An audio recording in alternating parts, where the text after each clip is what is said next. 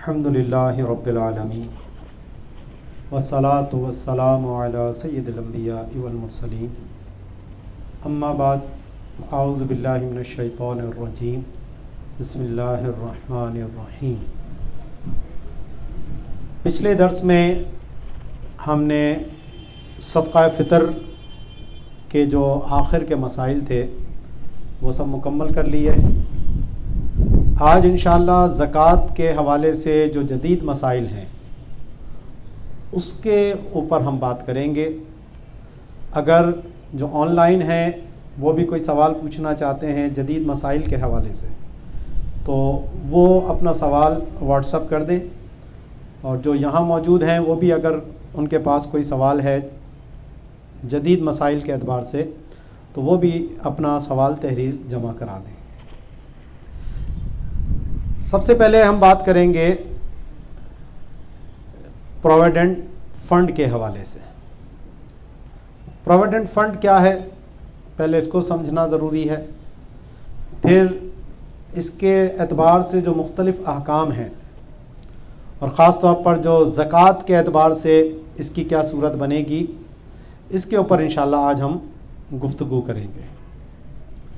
تو provident fund اس کو جی P fund بھی کہتے ہیں اور پروویڈنٹ فنڈ بھی کہتے ہیں۔ تو جی پی فنڈ کا مطلب ہوتا ہے جنرل پروویڈنٹ فنڈ۔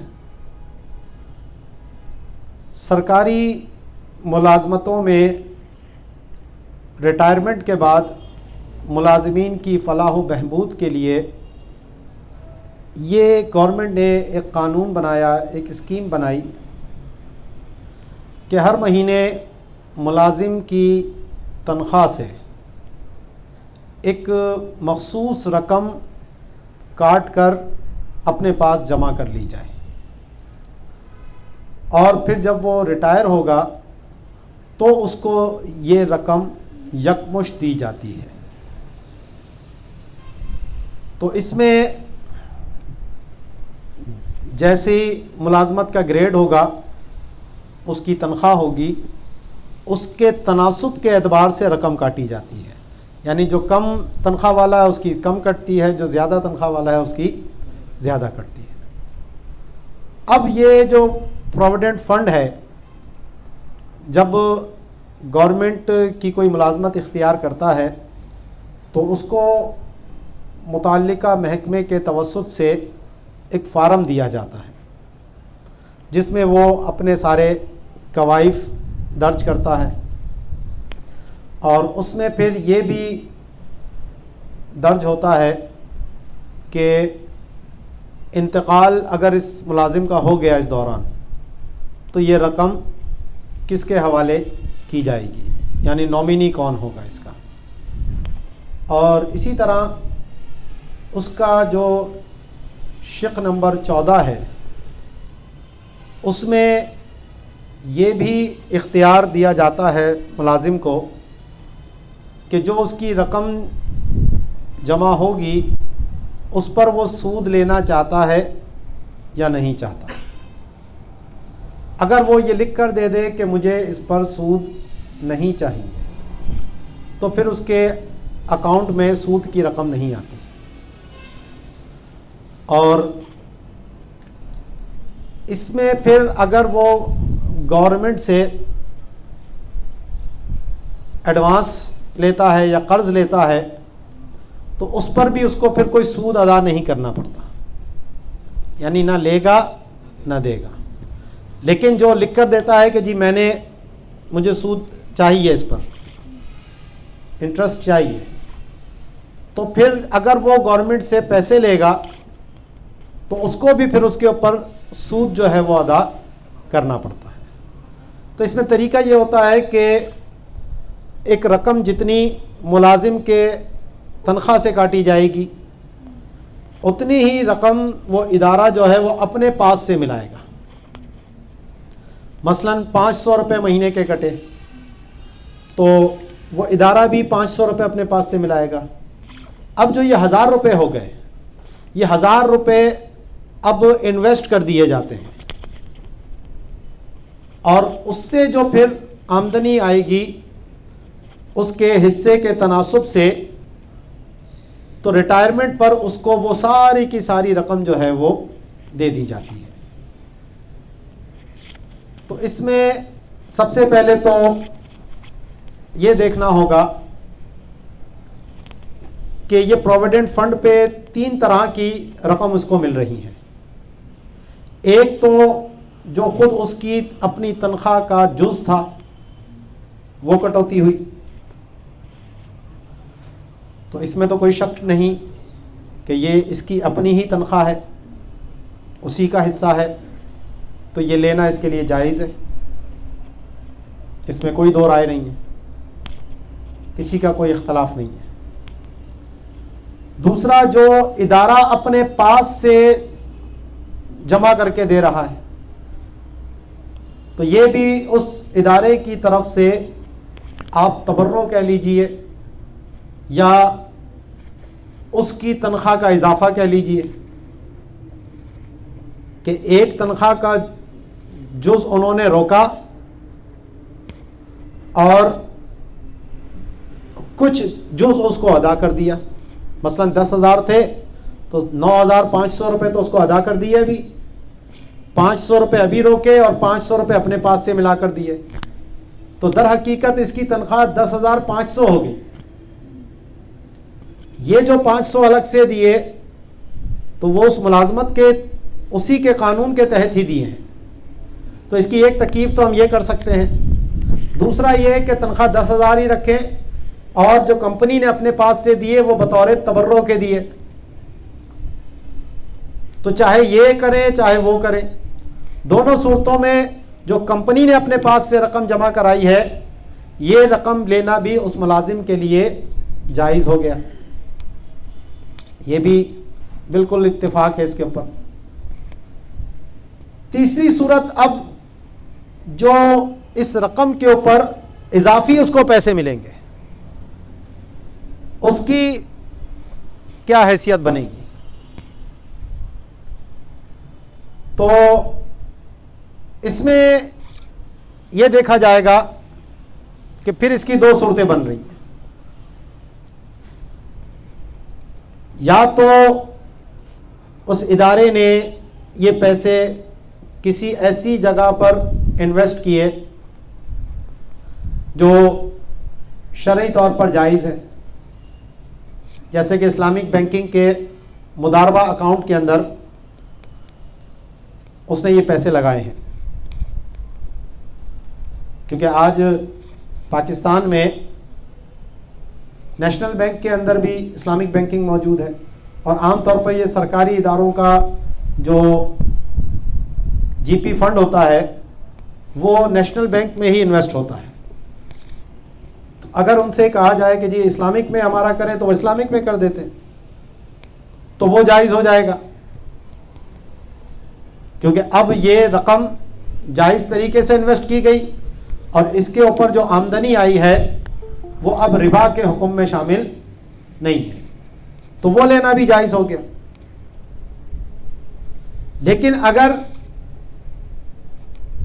وہ سودی کھاتے کے اندر رکھا گیا ہے، اس کو اسلامک بینک میں نہیں رکھا، سودی بینک میں رکھا ہے، تو پھر اس کی بھی 2 صورتیں بنتی ہیں۔ ایک صورت تو یہ ہے کہ اس طرح کا جو فنڈ ہے اس کو بالکل الگ سے ایک قانونی حیثیت دے دی جاتی ہے، جیسے کمپنی شخص مانوی ہوتا ہے اور لیگل اس کی قانونی حیثیت ہوتی ہے، تو ایسے ہی ایک پورا فنڈ بنا دیا گیا باقاعدہ جس کی رجسٹریشن ہے، اس کو مینیج کرنے والے لوگ اس کمپنی سے بالکل الگ ہوتے ہیں، اور اب اس جو الگ سے کمپنی ہے جس کی اپنی پوری ایک حیثیت ہے، اس نے یہ رقم جو ہے وہ سودی اس میں لگائی ہے، اور عام طور پر یہ اس طرح کی جو کمپنی الگ سے بنے گی، الگ سے فنڈ بنے گا، تو اس کی جو مینجمنٹ ہوتی ہے وہ جو ملازمین ہوتے ہیں انہی کی نمائندہ ہوتی ہے، انہی کے بہاف پر کام کرتی ہے. تو ایسی صورت میں پھر یہ جو سود سے فائدہ حاصل ہوا، جو سودی فائدہ حاصل ہوا، یہ لینا اس ملازم کے لیے جائز نہیں ہوگا. اور ظاہر ہے کہ جو جائز ہی نہیں تو اس کی زکوٰۃ کا سوال کیسے بنے گا؟ زکوٰۃ اسی مال میں ہوگی جو شرعی طور پر جائز ہے. تو اسی لیے اس کی زکوٰۃ تو ہے ہی نہیں، یہ پورا کا پورا اس کو صدقہ کرنا ہوگا. لیکن اس میں ثواب کی نیت نہیں کرے گا، یہ نیت کرے گا کہ میرے پاس یہ ایک خراب مال آ گیا ہے، میرا حق نہیں ہے اس پر، تو فقراء کو یہ تصدق کرے گا اس نیت سے کہ میں اس مال سے اپنی جان چھڑا رہا ہوں. ہاں، شریعت پر عمل کرنے کا اس کو ثواب ملے گا، اگرچہ صدقہ کرنے کا ثواب نہیں ہوگا، لیکن شرعی حکم پر اس نے ایک عمل کیا ہے تو اس عمل کا اس کو ثواب بہرحال ملے گا. اب دوسری صورت کہ اس کمپنی نے کوئی ٹرسٹ نہیں بنایا، کوئی فنڈ نہیں بنایا الگ سے، وہ اپنے ہی اکاؤنٹ میں رکھتی ہے پیسے ملازم کے کاٹ کر، اور پھر خود انویسٹ کرتی ہے اس کو سودی اکاؤنٹ میں، اور وہاں سے اس کو آمدنی حاصل ہوئی، اور اسی آمدنی میں سے اب اس نے ملازمین کو بھی ان کے اکاؤنٹ میں ٹرانسفر کیے. تو اب اس کی حیثیت کیا ہے؟ تو اس میں ایک رائے تو یہ ہے کہ یہ کیونکہ سود ہے اور سود لینا جائز نہیں ہے تو اس لیے ناجائز و حرام ہوا. ایک قول اس میں یہ ہے کہ کیونکہ یہ کمپنی نے انویسٹ کیا ہے، یہ سودی انویسٹ کرنا، اس کا گناہ اس کمپنی کے کرتا دھرتاؤں پہ آئے گا، اور کمپنی نے وہ سودی آمدنی کو اپنی جو آمدنی ہے اس کا حصہ بنا لیا، اور جس کمپنی کی اصل آمدنی ہے وہ حلال کی ہے. تو یہ حلال اور حرام دونوں ہو گئے مخلوط، اور اس طرح مخلوط ہو گئے کہ الگ سے اس کی تمیز ممکن نہیں ہے. تو مخلوط مال سے اگر کوئی کسی کو تحفہ دے یا تبرع کرے یا ہدیہ کرے اسے، تو احتراز کرنا بہتر ہے، لیکن لینے کی وسعت موجود ہے، یعنی لینا اس کے لیے بہرحال جائز ہے. مخلوط آمدنی ہر ایک کا یہی حکم ہے کہ جہاں حلال حرام دونوں مکس ہیں، اور اس طرح ہے کہ حرام کی الگ سے تمیز نہیں کی جا سکتی کہ یہ حلال اور یہ حرام، مکس ہو گئے دونوں، تو وہاں احتراز کرنا تقویٰ ہے، لیکن لے لینا شرعاً جائز ہے، یہ فتویٰ ہے. تو اب وہ کہتے ہیں کہ کیونکہ یہ کمپنی نے انویسٹ کیا، ملازم سے تو پوچھا نہیں، اب وہ کمپنی کی آمدنی میں آیا اور اب کمپنی اپنی آمدنی میں سے اس کو دے رہی ہے، تو یہ لینا اس کے لیے جائز ہو جائے گا. تو ویسے احتیاط تو اس میں بچنے ہی میں ہے، لیکن اگر اس جہت سے دیکھا جائے تو بہرحال جواز کی صورت یہاں پر موجود ہے. اب سوال یہ ہے کہ اس پر زکوٰۃ لازم آئے گی یا نہیں آئے گی. تو اس کے لیے ہمیں اس بحث کو ذہن میں تازہ کرنا ہوگا جو امام اعظم اور صاحبین کے مابین اختلاف بھی تھا، جس میں دین کی اقسام، کہ امام اعظم کے نزدیک دین کی 3 قسمیں تھیں: دین قوی، دین متوسط اور دین ضعیف. دین قوی کیا تھا؟ وہ قرض تھا یا مال تجارت کا بدل تھا. اور تیسری صورت کیا تھی کہ جو مال تجارت ہے اس کو اگر اجارے پر دیا تو اس کا جو بدل ہوگا وہ بھی مال تجارت ہی کے حکم میں آئے گا، یعنی دین قوی قرار پائے گا. اس میں ضابطہ یہ ہے کہ اگر وہ چیز اس کے پاس موجود ہوتی تو اس پہ زکوٰۃ دینا لازم ہوتا، تو جو اس کا بدل ہوگا اس کا بھی وہی حکم لگے گا. مثلا کرنسی ہے، سونا چاندی روپیہ پیسہ، وہ قرضے میں دیا. اگر وہ قرض نہ دیتا، اسی کے پاس ہوتا تو زکوٰۃ ہوتی؟ بالکل ہوتی، قرض ہے نا. تو اس لیے قرض جو ہے وہ دین قوی میں چلا گیا. ایسے ہی مال تجارت ہے، اگر مال تجارت وہ آگے فروخت نہ کرتا، یہ مال تجارت اسی کے پاس موجود ہوتا سال تمام ہونے پر، تو اس میں زکوٰۃ لازم ہوتی؟ بالکل ہوتی. تو اب جب اس نے بیچ دیا اس کو، چاہے نقد پہ بیچا،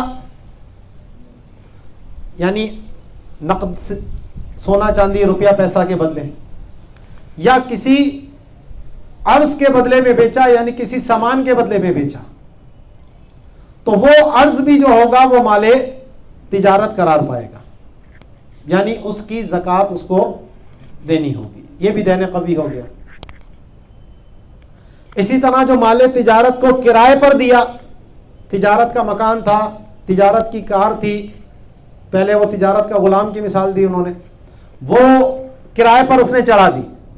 تو اب یہ کرائے پر جو چیز دی ہے اس نے، تو نقد کے بدلے میں ہو یا اس کے بدلے اس نے کوئی عرض یعنی سامان لیا ہو، وہ عرض اور نقد دونوں مال تجارت کے حکم میں ہوں گے، یعنی اس پر زکوٰۃ لازم آئے گی. یہ دین قوی کے اندر آ گئے. دوسرا تھا دین متوسط. تو دین قوی میں پچھلے سالوں کی زکوٰۃ ہوگی، اور جب خمس پہ قبضہ ہوگا تو زکوٰۃ کی ادائیگی لازم آئے گی. دوسرا جو دین متوسط ہے، تو جو مال تجارت کے علاوہ کسی اور مال کا عوض ہو، رہائش کا مکان، ٹھیک ہے، یا اور استعمال کی جو چیزیں ہیں جو مال تجارت نہیں ہیں، نقدین کے علاوہ ہیں، ان کی بے کی. اب یہ بے بھی عام ہے، چاہے نقدین سے کی ہو، یعنی سونا چاندی روپے پیسے سے کی ہو، یا کسی عرض سے کی ہو، یعنی سامان کے بدلے میں. تو دونوں صورتوں میں یہ جو دین ہو گیا ہے، جو وصول ہوگا، یہ دین متوسط کہلائے گا. اور دین متوسط میں گزشتہ سالوں کی تو زکوٰۃ ہوتی ہے، لیکن نصاب پر قبضہ ہونا یہ امام صاحب کے نزدیک ضروری ہے. تیسرا تھا دین ضعیف. اس میں 3 چیزیں تھیں. نمبر 1، بغیر اس کی عمل کے وہ چیز اس کی ملکیت میں آ گئی بغیر عوض کے، جیسا کہ وراثت. اس میں کوئی نہ ایجاب ہوتا ہے نہ کوئی قبول ہوتا ہے، کوئی قبول کرے نہ کرے، مورث کا انتقال ہو گیا، وراثت میں چیز اس کو ملے گی. ٹھیک ہے. تو اب وہ جو چیز ہے وہ بطور دین کے اس کے اوپر، اس کو بعد میں مل رہی ہے وہ، تو یہ دین ضعیف قرار پائے گا. یا اس کا عمل تو ہے اس میں، لیکن وہ کسی چیز کا بدل نہیں ہے، جیسا کہ وصیت میں وہ قبول کرے گا موسیٰ لہو، جس کے حق میں وصیت کی جائے، اور لیکن یہ جو وصیت میں اس کو مال ملے گا، یہ کسی مال کا عوض نہیں ہے. تو یہ بھی دین ضعیف ہے. کہ وصیت کا مال اس کو اگر 1 سال کے بعد ملا، ٹھیک ہے، چاہے وہ سونا چاندی ہو، روپے پیسے ہوں یا کوئی سامان ہو، ہر صورت میں وہ دینے ضعیف ہے۔ تیسری صورت کہ جس میں اس کا عمل بھی ہے اور وہ کسی چیز کا بدل بھی ہے، لیکن وہ بدل مال نہیں ہے، مال کے علاوہ کسی اور چیز کا بدل ہے، جیسا کہ حق مہر، بدل خلا، صلح عن دم العمد، ٹھیک ہے، اور اسی میں جو رہائش کے مکان تھا، تجارت کا نہیں تھا، یا اور کوئی استعمال کی چیز تھی، وہ کرائے پر دی، تو ظاہر منفعت کے بدلے میں اجرت مل رہی ہے، اجارت العیان۔ تو اجارت العیان میں اگر وہ چیز تجارت کے لیے نہیں تھی تو یہ جو اجرت ہے، چاہے اب وہ نقدین سے تعلق رکھتی ہو یا ارض یعنی سامان سے تعلق رکھتی ہو، یہ دینے ضعیف ہے۔ جیسے خدمت کا غلام تھا، اس کو کرائے پر دیا تو وہ بھی دینے ضعیف ہوگا۔ اب یہاں سوال یہ ہے کہ جو آزاد آدمی کے منافع ہیں، یہ کس قبیل سے ہے؟ تو دینے قوی تو یہ ہو نہیں سکتے، کیونکہ دینے قوی کی تعریف یہ تھی کہ جو دین جس عین کے بدلے میں آ رہا ہے، اگر وہ اس کی ملکیت میں ہوتا تو اس پر زکوٰۃ لازم آتی۔ تو جو منافع ہیں ان کے اوپر تو کوئی زکوٰۃ لازم ہے ہی نہیں۔ یعنی ایک بندہ نوکری کر سکتا ہے 50,000 مہینے کی، وہ نہیں کرتا، گھر میں پڑا رہتا ہے، 1 سال گزار دیا اس نے ایسے ہی، اپرچونٹی لاس جس کو کہیں آپ۔ یعنی اگر وہ نوکری کرتا 50 کر کے، 1 سال میں اس کے کتنے ہو جاتے؟ 6 لاکھ روپے۔ لیکن کیا اس میں کوئی 6 لاکھ کی زکوٰۃ ہے کیا؟ قطعاً کوئی اس کا دعوے دار نہیں ہے کہ جی 6 لاکھ روپے کی زکوٰۃ دے، کیونکہ تو نے کام نہیں کیا، کام کرتا تو 6 لاکھ آ جاتے۔ وہ تو منافع دے، کرتا کرتا، نہیں کرتا نہ کرتا، زکوٰۃ اس پر بہرحال نہیں ہے۔ لیکن مال تجارت نہیں بیچتا تو اس مال تجارت کی زکوٰۃ دیتا۔ نقدین اگر قرض نہیں دیتا تو اس نقدین کی زکوٰۃ دیتا۔ مال تجارت کو جو کرائے پر چڑھایا اگر نہیں چڑھاتا تو اس مال تجارت کی زکوٰۃ دیتا۔ سمجھ آ رہی ہے نا؟ تو اس لیے جو آزاد آدمی کی منفعت ہے وہ دینے قوی تو کسی حال میں بن ہی نہیں سکتا۔ اب دینے متوسط ہوگا یا نہیں؟ تو دینے متوسط کے لیے بھی مال ہونا ضروری ہے کہ وہ مال کا عوض ہو، اور منفعت جو ہے وہ مال نہیں ہے۔ مال کی تعریف شروع میں نے آپ کے سامنے کی تھی۔ اسی لیے اجارے کا جو جواز ہم احناف کے نزدیک ہے وہ خلاف قیاس ہے، کیونکہ جو منافع ہیں وہ فی الوقت معدوم ہیں، وہ تو شیئن فشیئن پیدا ہوتے ہیں، ان پہ قبضہ ممکن ہی نہیں ہے۔ اور قیاس یہ کہتا ہے کہ اجارہ جائز نہیں ہونا چاہیے۔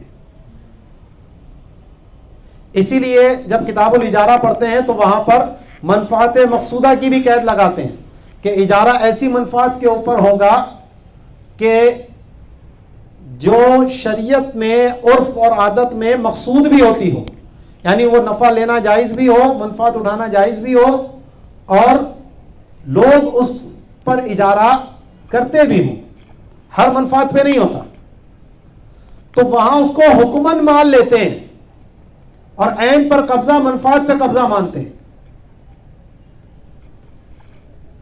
خلاف قیاس ضرورت کی وجہ سے، لیکن یہاں اس طرح کی کوئی ضرورت نہیں ہے، اور جو خلاف قیاس چیز ثابت ہوتی ہے اس کو آگے متعدی نہیں کیا جاتا، اس پر آگے قیاس نہیں کیا جاتا کہ جناب جس طرح آپ نے اجارے میں اس کو مال مانا ہے تو ایسے ہی یہاں پر بھی آپ اس کو مال مانے، تو وہاں تو وہ ضرورت تھی کہ مال مانے بغیر کام نہیں چل رہا تھا، لیکن یہاں پر کوئی ایسی حاجت اور ضرورت درپیش نہیں ہے، اس لیے یہ مال کا جو اجرت مل رہی ہے وہ مال کا عوض نہیں ہے۔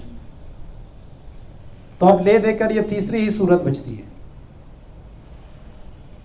کہ یہ جو اجرت ہے وہ دین ضعیف ہے، اور دین ضعیف ہے تو دین ضعیف کا حکم کہ جس وقت اس پر قبضہ ہوگا اگر اس کے پاس پہلے سے نصاب کی بقدر مال موجود ہے تو اس میں یہ شامل ہو جائے گا، اور اگر نصاب کے بقدر مال اس کے پاس موجود نہیں ہے تو جس وقت یہ اس مال پر قبضہ کرے گا اس وقت سے اس کا نصاب کا سال شروع ہوگا، اور اب اگر ایک سال گزر جائے تو پھر اس کو زکوٰۃ دینا اس پر لازم آئے گی۔ تو اس سے یہ واضح ہوا کہ جو جی پی فنڈ ہے اس کی زکوٰۃ جو ہے وہ لازم نہیں ہے۔ امام اہل سنت مجدد دین و ملت پروانہ شمع رسالت امام احمد رضا خان علیہ رحمت الرحمن سے فتاوی رضویہ شریف جلد نمبر 10 صفحہ نمبر 156-57 پر ایک سوال موجود ہے، صفحہ 57 پر 157، اس میں اعلیٰ حضرت نے اس جی پی فنڈ پہ زکوٰۃ کا حکم دیا۔ مختصر فتویٰ ہے، تفصیلی نہیں ہے، اور کس وجہ سے اعلیٰ حضرت نے وہاں زکوٰۃ کی بات کہی تو وہ دلیل وہاں پر مذکور نہیں ہے، نہ کسی فقہ کی عبارت وہاں پر منقول ہے، صرف جو حکم ہے وہ اعلیٰ حضرت نے اس کی شقیں بیان کر کے اس کو بیان کر دیا ہے۔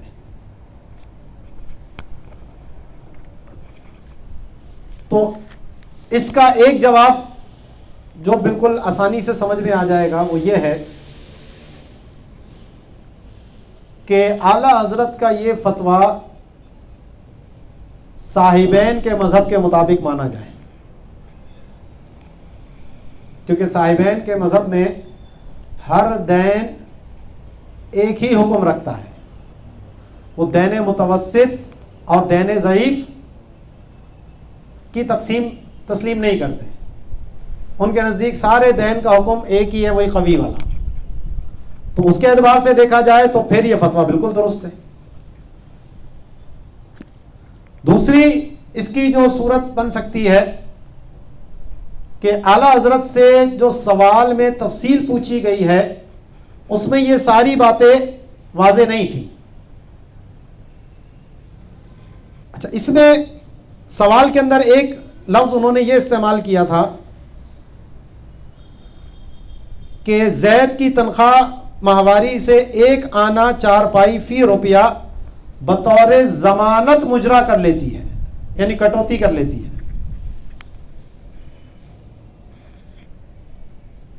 تو اس کی حیثیت ضمانت کی سی رکھی، جیسے ہم کرائے پر مکان لیتے ہیں اور ایڈوانس دیا جاتا ہے وہ بطور ضمانت کے ہوتا ہے، تو اس لفظ سے ایسا لگتا ہے کہ جیسے اس کی حیثیت قرض کی سی بن رہی ہے، اور اگر قرض کی بنے گی تو پھر اس کے اوپر زکوٰۃ لازم آئے گی۔ یہ ایک دوسری اس کی توجیہ ہو سکتی ہے۔ تیسرا، مفتی منیب الرحمان مفتی اعظم پاکستان نے اپنی کتاب الزکوٰۃ میں اسی مسئلے کو جب لکھا تو اس میں انہوں نے ایک قانون کا حوالہ دیا جو جی پی فنڈ کے حوالے سے گورنمنٹ کا ہے، اور اس قانون کا خلاصہ یہ ہے کہ یہ جو جی پی فنڈ ہے یہ انسان کے ایسٹس میں شمار نہیں کیا جاتا. یعنی اگر کورٹ اس کو دیوالیہ قرار دے، انسالوینسی کا آرڈر جاری کر دے، تو اس کے جتنے بھی ایسٹس ہیں اس کا اختیار ان پہ سے ختم ہو جاتا ہے. اور اب کورٹ ایک نمائندہ مقرر کرتی ہے کہ اس کے وہ ایسٹس باقاعدہ بیچے جاتے ہیں، اور وہ بیچ کر جو ہے وہ قرض خواہوں کو ان کا قرضہ ادا کیا جاتا ہے. تو اس کا جو یہ جی پی فنڈ ہے اس پہ کوئی قرض خواہ دعویٰ نہیں کر سکتا. اس کو یہ ملے گا لیکن ابھی یہ اس کی ملکیت میں شمار نہیں ہوتا، اس کو نکلوانے کا اختیار نہیں ہے ابھی اس میں. تو اس لیے مفتی اعظم پاکستان نے بھی وہاں یہی حکم دیا کہ یہ دین ضعیف میں ہوگا، اور اس کی وجہ انہوں نے یہ رکھی کہ اس پہ اس کو ملکیت حاصل نہیں ہے. ٹھیک ہے، اور جب ملکیت حاصل نہیں ہے تو اسی لیے اس کو اس کے اوپر زکوٰۃ دینا لازم نہیں آئے گا. تو انہوں نے یہی عرض کی کہ ہو سکتا ہے اعلیٰ حضرت علیہ رحمہ کے سامنے اس وقت جو اس کی قانونی حیثیت ہے یا اس کے جو مکمل تفصیلات ہیں وہ سامنے موجود نہیں تھے.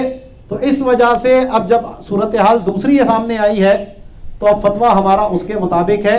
اور اگر اعلیٰ حضرت کے سامنے بھی یہ چیزیں ہوتی تو اعلیٰ حضرت بھی پھر یہی فتویٰ ارشاد فرماتے. یہ وہی ہے جیسا کہ امام اعظم اور صاحبین کے مابین بعض اوقات کسی چیز کی حقیقت کے انکشاف یا جو چیز جیسی تفصیل ان کے سامنے آئی اس کی روشنی میں انہوں نے جواب دیا. تو اصل میں وہ اختلاف نہیں ہوتا، وہ ان حقائق کے مطابق جواب ہوتا ہے. تو اصل صورتحال جو ہمارے سامنے موجود ہے کہ کیا یہ دین قوی ہے یا دین متوسط ہے یا دین ضعیف ہے.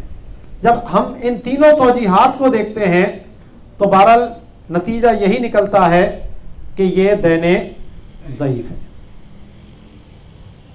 مفتی رفیق الحسنی دامہ ظلہ العالی نے اپنی کتاب جو رفیق الزکوٰۃ ہے ان کی، اس میں انہوں نے اس کو دین قوی قرار دیا اور کہا کہ جی میں اعلیٰ حضرت کے فتوے کی تائید بلکہ تصدیق کرتا ہوں. اور دین قوی کیا کہہ رہے ہیں؟ کیونکہ جناب یوں یہ روپے پیسے سے اجرت ہے، اور جو روپیہ پیسہ ہے وہ تو ہمیشہ دین قوی ہوگا. حالانکہ ایسی کوئی قید فقہ کی کتابوں میں موجود نہیں ہے کہ جناب جس دین کو دین متوسط یا دین ضعیف قرار دیا جا رہا ہے وہ روپوں پیسوں کے نقدین کے علاوہ کوئی اور دین ہو، کوئی عرض ہو یا کچھ اور ہو. کیونکہ ان تین کی جو تقسیم آ رہی ہے وہ معوض بہی کے اعتبار سے آ رہی ہے کہ یہ دین کس چیز کا عوض ہے. اس معوض بہی کو دیکھا جا رہا ہے کہ وہ مال تجارت ہے یا قرض ہے، کیونکہ قرض میں ابتداءً تو تبرع ہوتا ہے لیکن اپنی انتہا کے اعتبار سے وہ کیا ہے؟ وہ بے ہے. یعنی 100 روپے دیے اور واپس بدلے میں 100 روپے ملے. جو قرض کی پوری تفصیل شامی کے اندر آپ دیکھ لیں تو وہاں اس کی پوری تفصیل یہی بیان کی ہے کہ اس میں دو جہتیں ہیں، ایک ابتدا کے اعتبار سے، دوسری انتہا کے اعتبار سے. تو اس سے انہوں نے یہ سمجھا کہ کیونکہ جناب حالانکہ قرض جو ہے وہ بھی تو کسی چیز کا بدل نہیں ہے تو یہ دین قوی کیوں ہو رہا ہے؟ کیونکہ روپے پیسے ہیں. حالانکہ قرض کے لیے قطعاً یہ ضروری نہیں ہے کہ وہ نقدین سے ہی ہو، کوئی بھی مثلی چیز قرض ہو سکتی ہے. وہ نقدین بھی ہو سکتے ہیں، وہ گندم بھی ہو سکتی ہے، وہ چاول بھی ہو سکتے ہیں، وہ دودھ بھی ہو سکتا ہے. قرض ہر مثلی چیز کے اندر ہو سکتا ہے. یہ قید کس نے لگائی ہے کہ جناب صرف نقدین میں قرض ہوگا؟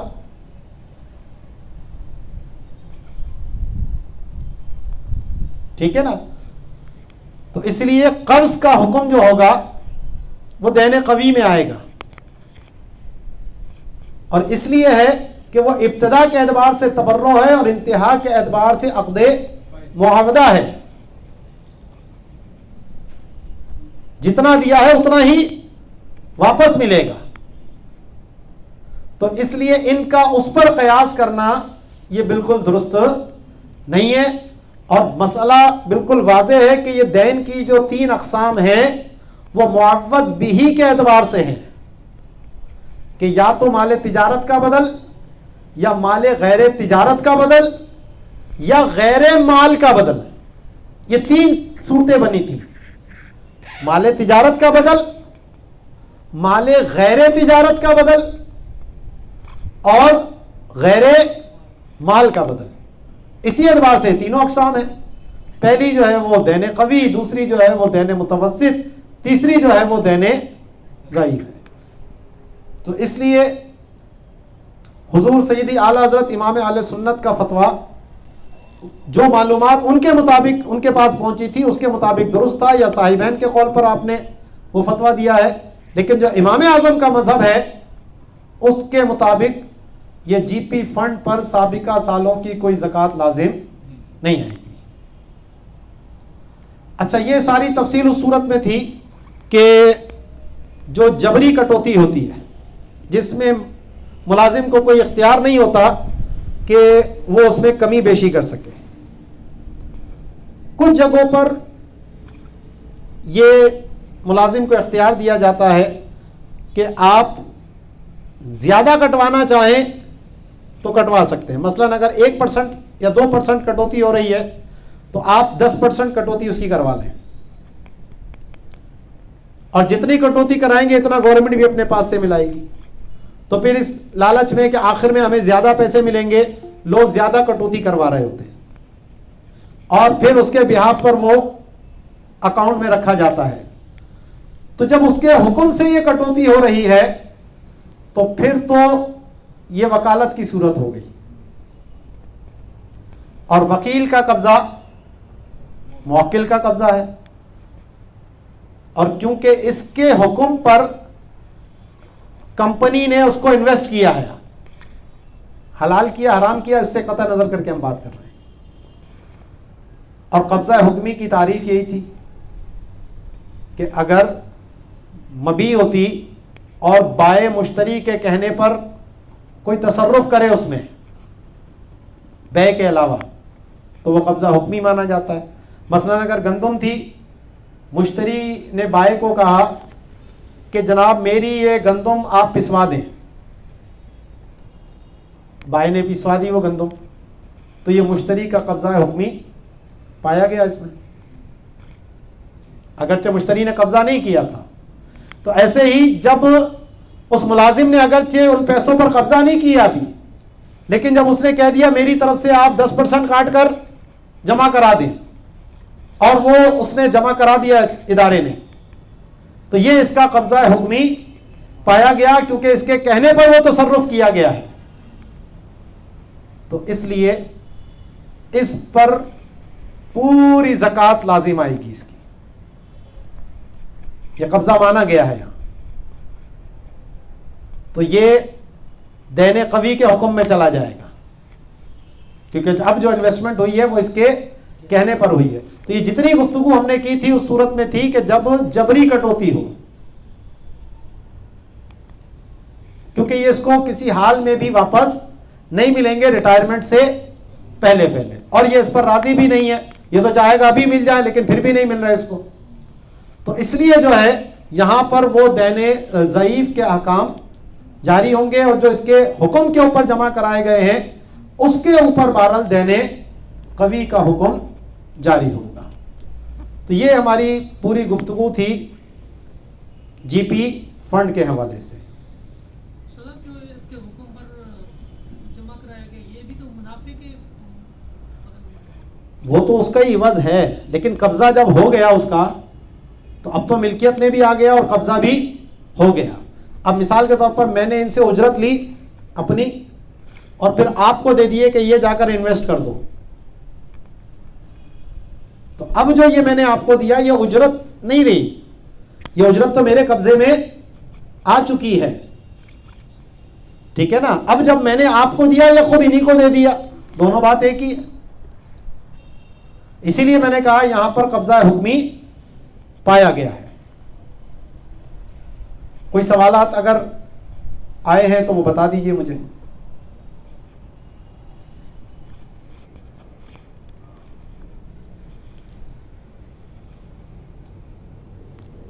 سوال ہے کہ جو لوگ مکان, فلیٹ, گودام کرائے پر دیتے ہیں, کار رینٹ پر چلواتے ہیں, ان کی اس کرائے کی سالانہ آمدن مکمل گھر کے مصارف میں ہی خرچ ہو جاتی ہے. ان کے اس کرائے پر زکوٰۃ کا حکم شرح و بسط سے بیان فرما کر عند اللہ ماجور ہوں. یہ ہمارے دوست ہیں علامہ وقاص ہاشمی صاحب, انہوں نے یہ سوال بھیجا ہے. تو دیکھیے, جو چیز کرائے پر چڑھانے کے لیے ہو اس پر تو کوئی زکوٰۃ نہیں ہوتی, اور اس سے اب جو آمدنی حاصل ہوگی تو وہ نقدین کے حکم میں ہے. تو اگر وہ سال میں مصارف میں خرچ ہو گئے تو اس پہ کوئی زکوٰۃ نہیں. اگر بچت ہوگی یا نصاب پہلے سے چل رہا تھا اور اس میں سے کچھ کرایہ آیا تو سال کے تمام کے وقت وہ جتنا موجود ہوگا اس کے اوپر زکوٰۃ دے گا. لیکن آ رہے ہیں خرچ ہو رہے ہیں, آ رہے ہیں خرچ ہو رہے ہیں, تو بھلے لاکھوں روپے ہوں,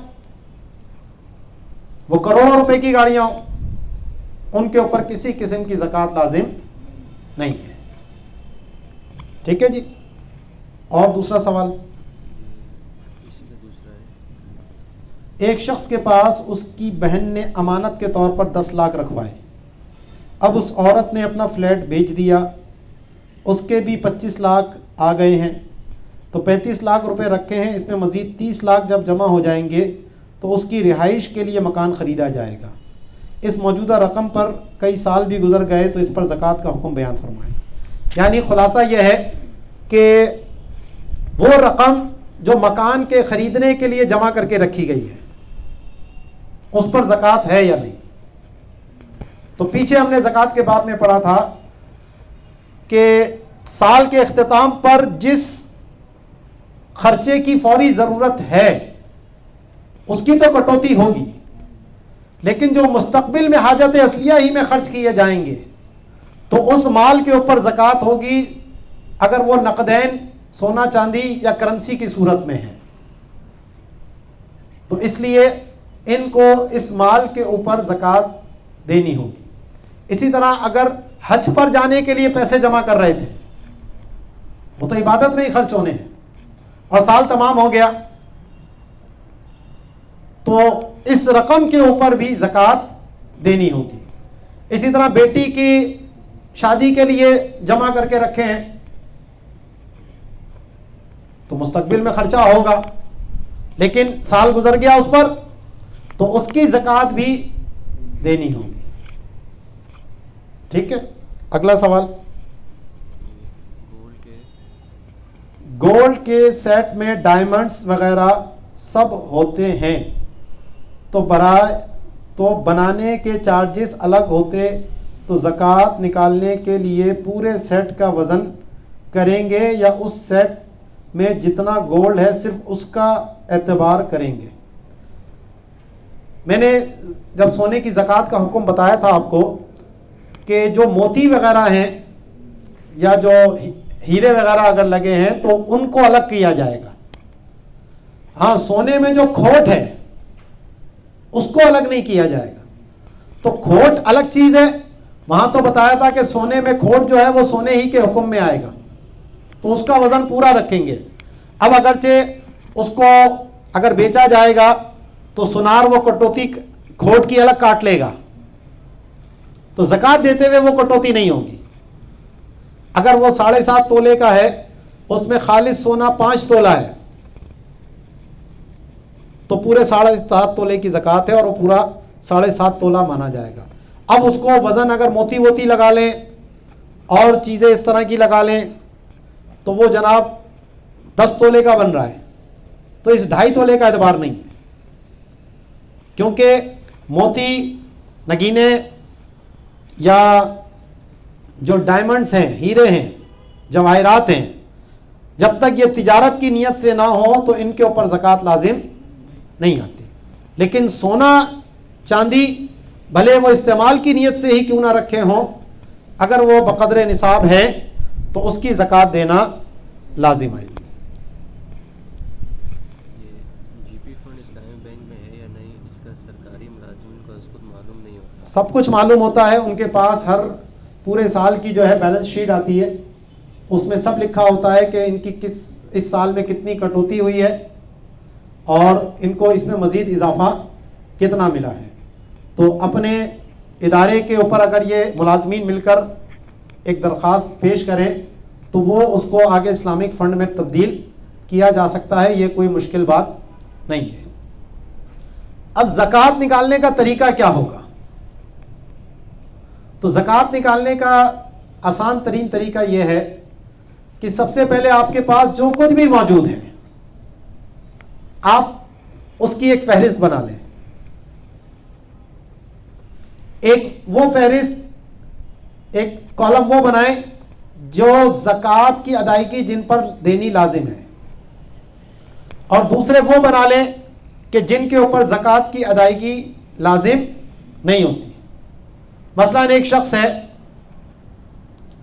50 کروڑ کی اس کی کمپنی ہے، اب اس کمپنی کے اندر مشینیں بھی ہیں، اس فیکٹری کی زمین بھی ہے، اس کے اوپر جو را مٹیریل ہے، مثلا گارمنٹ فیکٹری ہے تو اس پہ وہاں کپڑا موجود ہے، دھاگا موجود ہے، بکرم موجود ہے، ٹھیک ہے نا، یہ ساری چیزیں موجود ہیں. جنریٹر موجود ہے، اس جنریٹر کا فیول موجود ہے، بجلی کے بل ہیں، ملازمین کی تنخواہیں دینی ہے، کچھ بینک سے قرضہ لیا ہوا ہے، کچھ مارکیٹ سے وصول کرنا ہے. یہ ساری سی چیزیں ہوں گی نا. کچھ کمپنی کی گاڑیاں ہیں ملازمین کو لانے لے جانے کے لیے، کچھ ملازموں کو جو بڑے افسر ہیں ان کے لیے کاریں رکھی ہوئی ہیں، ان کو استعمال کے لیے دی ہوئی ہیں. کمپنی میں یہ سارے چیزیں موجود ہیں.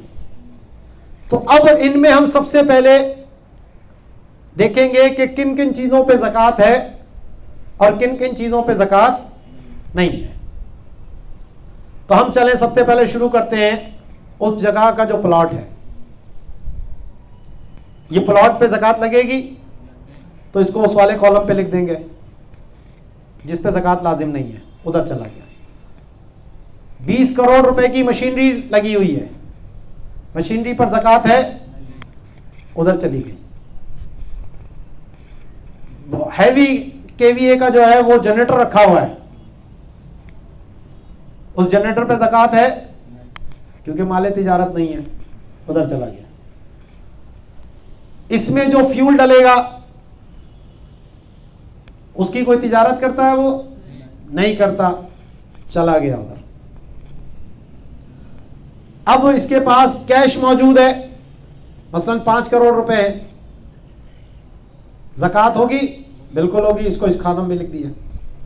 اس کے پاس جناب کچھ پرائز بانڈ بھی پڑے ہوئے ہیں جو پیسے سیو کرنے کے لیے رکھے تھے، ان پہ زکوٰۃ ہوگی؟ بالکل ہوگی، اس کو ادھر لکھ لیا. ٹھیک ہے. بیوی کے پاس اس کا بیوی کو استعمال کے لیے دیا ہوا زیور ہے، ویسے تو بیوی کا ہے تو بیوی دے گی، لیکن اس نے استعمال کے لیے دیا ہوا ہے تو وہ گولڈ، اس پہ زکوٰۃ ہوگی؟ بالکل ہوگی. تو اس کی مالیت لگا کر اس کو بھی ادھر ڈالیں گے ہم. کمپنی کی جو گاڑیاں ہیں ملازمین کو آنے جانے کے لیے، ان پر زکوٰۃ ہوگی؟ نہیں ہوگی، اس کو ادھر لکھیں گے. ایگزیکٹو اسٹاف کو جو کاریں دی ہوئی ہیں اس پر زکوٰۃ ہوگی؟ نہیں ہوگی، اس کو بھی ادھر لکھ دیا. ٹھیک ہے. جو را مٹیریل موجود ہے اس کے پاس کپڑا موجود ہے، बुकरम मौजूद है, धागा मौजूद है, इन पर ज़कात होगी? बिल्कुल होगी, क्योंकि इसी की तिजारत करता है वो, और जो धागा है, बुकरम है, वो सब उसी मबी का हिस्सा है। तो इन सब के ऊपर ज़कात है। जितना भी इसके पास ये रॉ मटेरियल है, इन्वेंट्री इसके पास जितनी ये मौजूद है, ये सब इस कॉलम के अंदर आ गई। ठीक है। पैकिंग मटेरियल है, अब उस पैकिंग की वजह से उस चीज की कीमत बढ़ती है, बढ़ती है ना। तो प्लास्टिक की थैलियां और ये सारी चीजें पूरा मौजूद है, पैकिंग मटेरियल, और वो उस मबी के साथ देता है, और मकसूद उसकी वैल्यू एडिशन होती है। तो इस सब के ऊपर भी ज़कात है, इसको भी इधर लिखेगा। अब ये जितना जमा हो गया, अब इसके जो रिसीवेबल्स हैं, जो इसने लेने हैं मार्केट से, वो भी देने कवी है। तो वैसे तो खुमुस पे कब्जा हो, लेकिन आसानी ये है कि अभी इसको लगा ले, इसको भी यहां डाले, और इसमें से जो बैड डेट है, यानी उसे पता है कुछ ना कुछ हर कारोबार में होता है जो डूबते ही डूबते हैं, वो पैसे लेके भाग गया, मुनकिर हो गया, दुकान बंद करके निकल लिया, फ्रॉड किया, इस तरह का जो बैड डेट है उसकी उसमें से कटौती कर ले।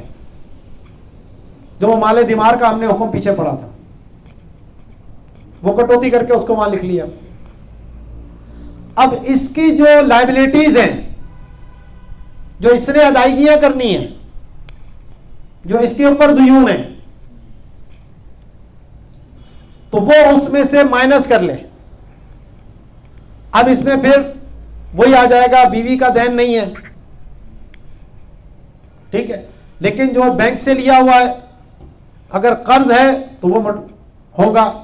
इस्लामिक बैंक से लिया है तो अगर मसलन वो गाड़ियां उसने जो है स्टाफ के लिए जो दी हैं, वो बैंक से डिमिनिशिंग मुशारका की बुनियाद पर ली हुई है, तो डीएम के अंदर अभी कोई कर्जा नहीं खड़ा होता, क्योंकि सेल तो उसकी हर महीने यूनिट के हिसाब से होती है, जितना उसने खरीद लिया वो उसका होता है। तो बज़ाहिर तो ये माना जाएगा कि जी उसने बैंक को इतने अदा करने हैं, लेकिन हकीकत में अभी उसका कोई जिम्मेदारी उसके ऊपर नहीं आई है,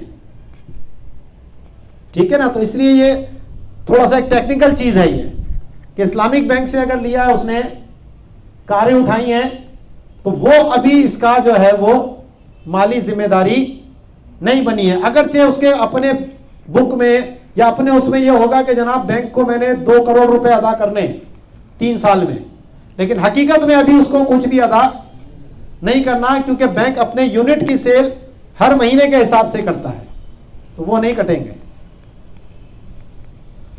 तो ये उसके बाद जो हकीकत में उसने अदायगी करनी है, जो इसकी लायबिलिटीज हैं, वो उसमें से माइनस करे, और अब जो अमाउंट आया है इसको कर दे 40 पर डिवाइड, 40 पर तकसीम कर दे, और जो हासिल जवाब आएगा वो ज़कात इसने देनी है, ठीक है। तो ये आसान तरीन तरीका है कि आप एसेट्स को सामने रखें, जितने भी जिस किस्म के भी एसेट्स आपके पास मौजूद हैं उसके 2 कॉलम बनाएं। सबसे पहले इस चीज की पहचान करें किन चीजों पे ज़कात होती है और किन चीजों पे ज़कात नहीं होती। तो जब ये अलग अलग हो गए तो जो काबिल ज़कात हैं उनके अंदर जो अपने रिसीवेबल्स हैं वो ऐड करें, और जो अपनी लायबिलिटीज हैं उसमें अब मुलाजिमीन की तनख्वाहें देनी है। इस महीने जनाब उसकी 1 करोड़ रुपए तनख्वाहें जाएंगी मुलाजिमीन की, तो वो कटौती करें। बिजली का बिल खड़ा हुआ है उसका 50 लाख रुपए का, वो उसमें से कटौती मारे, ठीक है। ये सब इसकी क्या कहलाती है? लायबिलिटीज, जिम्मेदारियां, जो माली जिम्मेदारी इसके ऊपर आई हुई है, तो ये माइनस होंगी, और इसके बाद जो कुछ बचेगा उसको 40 से ڈیوائڈ کرنا ہے, جو حاصل جواب آئے اتنی زکوٰۃ دینی ہے. اس کے اندر جو اس نے انویسٹمنٹ کر رکھی ہے, شیئرز خریدے ہوئے ہیں, مداربت پہ پیسے دیے ہوئے ہیں, وہ سب بھی اس میں شامل ہوں گے. ٹھیک ہے جی. بلڈر حضرات جو پروجیکٹ بناتے ہیں, اس کے را مٹیریل عمارت پہ زکوٰۃ ہوگی یا نہیں؟ کیونکہ یہ لوگ جو ہے نا اقساط کی مد میں پیسے دیتے ہیں اور اس پر زکوٰۃ اور جو ہاں, بلڈر کا جو معاملہ ہے کہ بلڈر زمین تو نہیں بیچتے اور نہ وہ مال تجارت ہوتی ہے, تو بلڈنگ اگر بننے میں ٹائم ہے تو زمین کے اوپر کوئی زکوٰۃ نہیں ہوتی, کیونکہ وہ عمارت بنا کر اس کے اوپر بیچ رہے ہوتے ہیں. اب جو را مٹیریل ان کے پاس موجود ہے, یہ مال تجارت کا حصہ ہے, اس کے اوپر ان کو زکوٰۃ دینی ہوگی, یہ ان کے قابل زکوٰۃ ادائیگی میں آئے گا. اب جو انہوں نے وصول کر لیے ہیں وہ ان کی ملکیت میں آ چکے ہیں, ٹھیک ہے, اور جو لوگوں نے ان کو دینے ہیں وہ اس کے ریسیویبلز ہیں, ٹھیک ہے, اور جتنی بلڈنگ ابھی تیار ہو چکی ہے اس کے اوپر اس نے کوئی زکوٰۃ نہیں دینی. تو اس اعتبار سے یہ اپنی اس بلڈنگ کی کیلکولیشن کریں گے. اور اگر اس نے وہ بلڈنگ بنائی ہے کرائے پر چڑھانے کے لیے تو وہ مال تجارت ہی نہیں ہے, کیونکہ جو کرائے پر دینے کے لیے چیز ہو وہ مال تجارت نہیں ہوتی. جی بھی آئی نہیں, لیکن جہتیں مختلف ہو سکتی ہیں.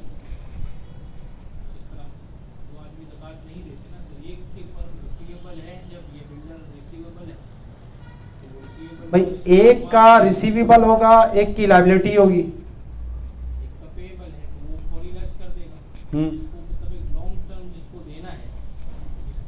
تو وہ وہاں سے کٹوتی کرے گا نا اس کی. مثلا میں نے بلڈر سے خریدا ہے فلیٹ 10 لاکھ روپے کا, ابھی میں نے 1 لاکھ روپے دیے ہیں, تو ابھی 9 لاکھ روپے میری لائبلٹی ہے. اگرچہ فلیٹ پہ مجھے قبضہ نہیں ملا ہے ابھی, لیکن کیونکہ عقد ہو چکا ہے تو یہ لیس کریں گے, تو ان کا ریسیویبل ہو گیا وہ, تو ایک ہی مال پہ 2 زکاتیں نہیں آئیں. ہاں, اب جو وہ فلیٹ ہے تو کیونکہ ابھی مجھے اس پر قبضہ نہیں ملا تو اس لیے میں اس کی زکات نہیں دے رہا. اچھا, بلڈر بھی اس کی زکات نہیں دے رہا, ٹھیک, لیکن جو را مٹیریل اس کے پاس پڑا ہے اس کی بہرحال وہ دے گا, کیونکہ وہ ابھی صرف اسی کی ملکیت میں ہے, اس کا خریدار سے ابھی کوئی تعلق نہیں ہے. وہ اس کو کہیں اور استعمال کرنا چاہے تو وہاں پہ بھی کر سکتا ہے. جیسے عام طور پہ ان بلڈرز کے ایک سے زیادہ پروجیکٹس چل رہے ہوتے ہیں اور وہ ان کا پورا انوینٹری پڑی ہوتی ہے, وہ کبھی کہیں کچھ لگا رہے ہوتے ہیں, کبھی کچھ لگا رہے ہوتے ہیں, بلک میں مال اٹھا لیا سارا, اور پھر اسی طرح وہ اپنے آہستہ آہستہ پروجیکٹس کے اندر اس کو یوز کر رہے ہوتے ہیں. اور جو انہوں نے آگے خریداریاں اٹھائی ہیں وہ ان کے اوپر ریسیویبلز ہو جائیں گے.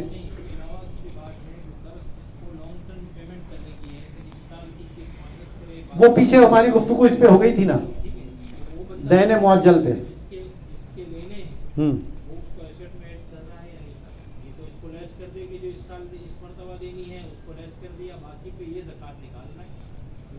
ہاں, تو وہ دے گا نا, یہی تو میں کہہ رہا ہوں, یہ دین قوی ہو گیا نا. نہیں, یہ تو 2 صورتیں ہو گئی نا, مفتہ بھی قول. اگر آپ 1 سال کی نکالنے کی کر رہے ہیں,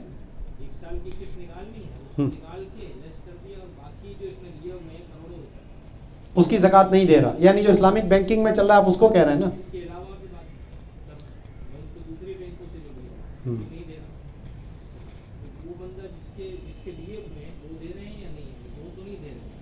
نہیں دیں گے وہ مال, کیونکہ ابھی قبضہ ان کا نہیں ہے.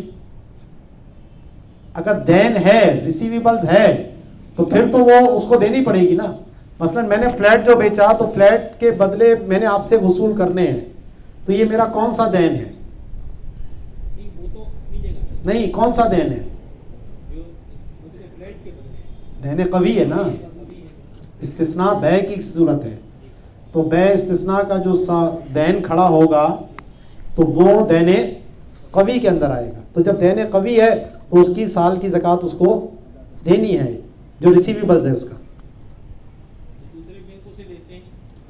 نہیں بینک کی نہیں ہم بات کر رہے ہیں ابھی، تو ہم اسی کی بات کر رہے ہیں بلڈر کی. ہاں یہ وہ الگ صورت ہے ابھی، کیونکہ ہم بلڈر کی حوالے سے سوال ہے، ہم اسی کی بات کر رہے ہیں. آخری سوال یہ ہے کہ اپنا گھر بنایا اور اس کو کرائے پہ لگا دیا، یا پھر زمین ہے اس سے کرایہ آ رہا ہے، تو اس پہ زکوٰۃ ہوگی؟ نہیں، جو گھر کرائے پر دیا ہے یا زمین کرائے پر دی ہے، نہ اس زمین پر زکوٰۃ، نہ بحیثیت کرائے کے اس کے اوپر زکوٰۃ. ہاں جو آئے گا بچے گا تو اس کے اوپر زکوٰۃ لازم آئے گی.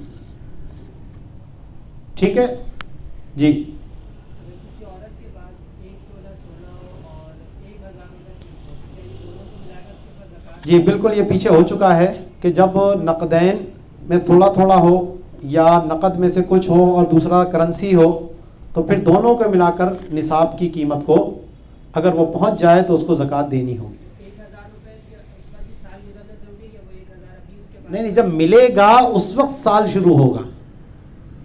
ابھی صرف سونا 1 تولہ ہے تو ابھی تو نصاب ہی نہیں ہے، سال ہی شروع نہیں ہوا. 1000 روپے آئے اس کے پاس، 1 تولہ سونا ہے، دونوں کو ملایا 52.5 تولے کی قیمت بن گیا. اب اس کا سال شروع، اب سال ختم ہوا تو اس کے وہ 1000 روپے خرچ ہو چکے ہیں، ہے ہی نہیں اس کے پاس، تو کوئی زکوٰۃ نہیں ہے اس پر. لیکن وہ 1000 روپے موجود ہیں تو زکوٰۃ دینی پڑے گی. 10 روپے بھی موجود ہے تو مالیت تو ڈبل. ہاں تو وہی 10 روپے چھپا کے کیوں رکھے اس میں. ٹھیک ہے. وما علینا الا البلاغ المبین. الحمد للہ رب العالمین. جزا اللہ عنا سیدنا مولانا محمد صلی اللہ تعالی علیہ وسلم و اہلہ. اللهم ربنا آتنا في الدنيا حسنة وفي الآخرة حسنة وقنا عذاب النار. صلی اللہ تعالی علی خیر خلقہ محمد وعلی آلہ واصحابہ اجمعین برحمتک یا ارحم الراحمین. کل سے انشاءاللہ کتاب الصوم اس کو شروع کریں.